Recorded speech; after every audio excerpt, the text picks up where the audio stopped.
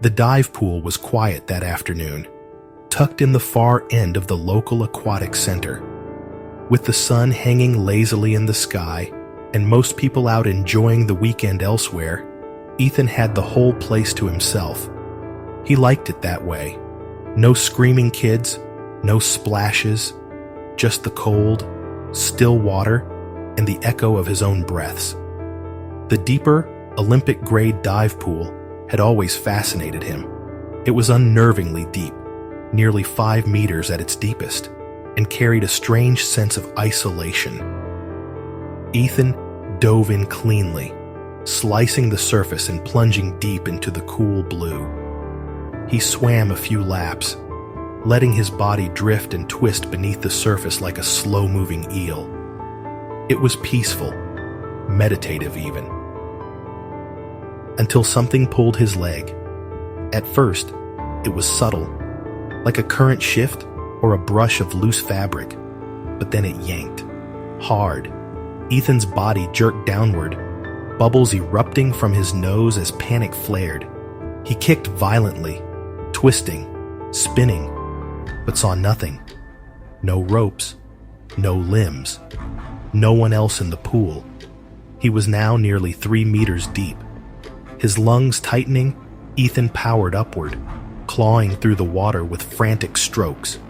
He broke the surface with a gasp and splashed toward the pool's edge, the fear rising sharper than the chlorine sting in his eyes. Almost there. Almost. Something grabbed his ankle again.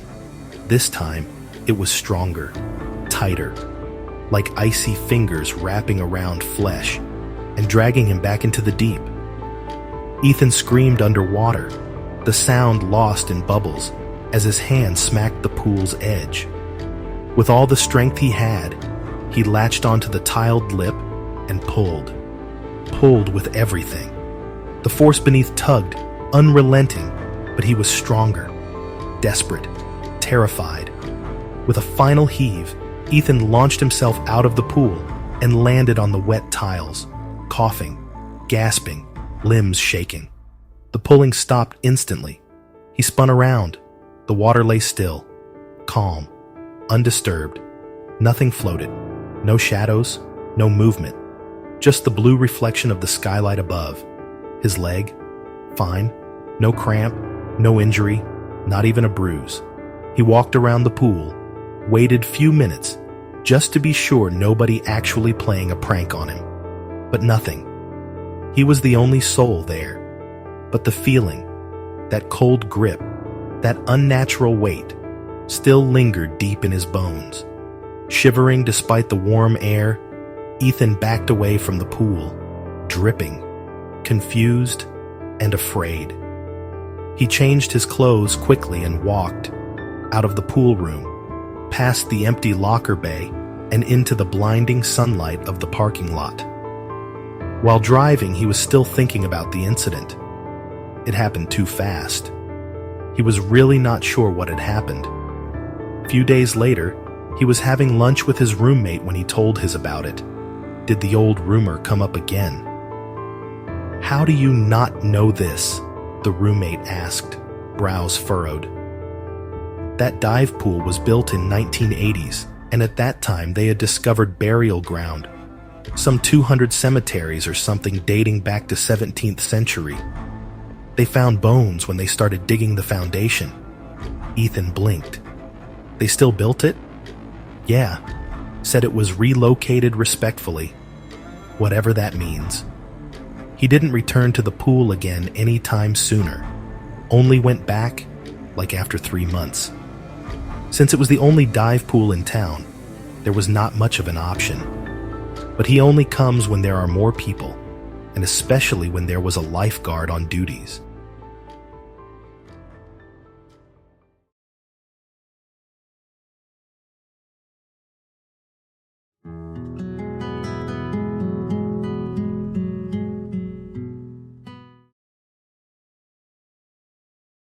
The late afternoon sun shimmered across the surface of Maple Lake, casting golden ripples that danced in every direction. Laughter echoed across the water as 4 friends, Daniel, Mike, Jasmine, and Claire enjoyed their summer weekend getaway. They were young, full of energy, and looking to have a good time. They had rented a small cabin near the lake's edge, complete with a rowboat, inner tubes, and a cooler packed with cold drinks. It was Daniel's idea to swim out past the dock. "Let's go where the water's colder," he had said, diving in first. The others followed, splashing and kicking their way into the open, where the water deepened to over 20 feet. The water is dark, usual for a lake.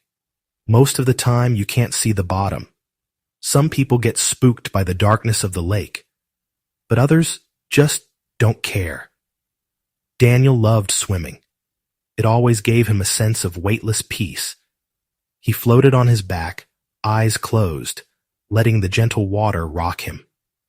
Then he dove down, just for fun, aiming to reach the cooler depths. About 2 meters under, he suddenly felt something wrap around his left ankle. His eyes shot open.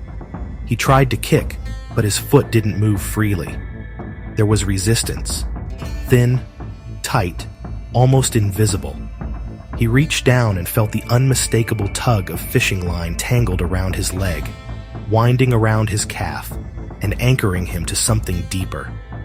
Panic sparked.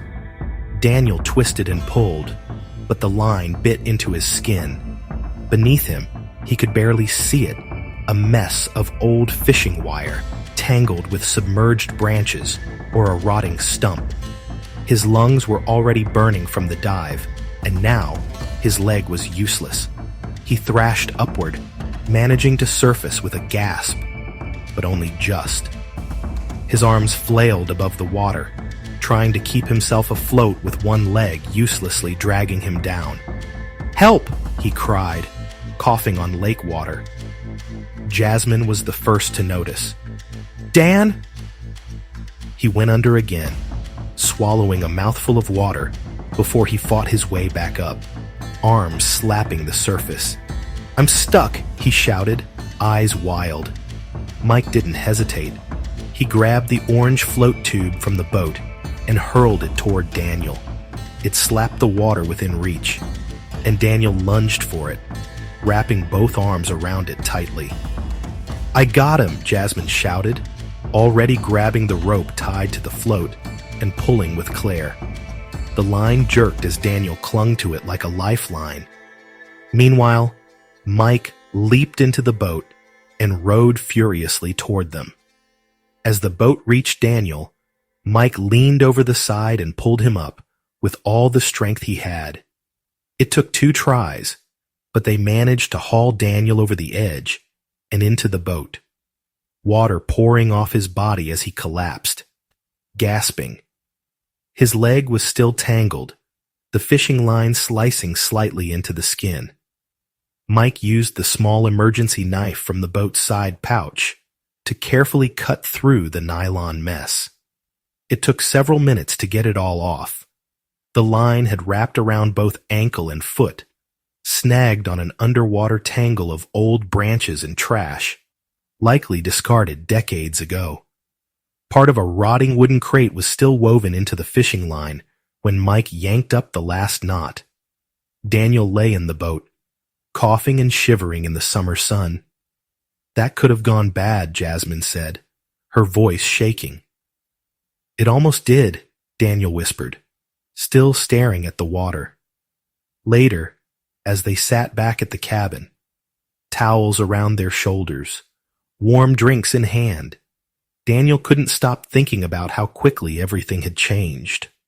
1 minute swimming carefree, the next, one tug away from drowning.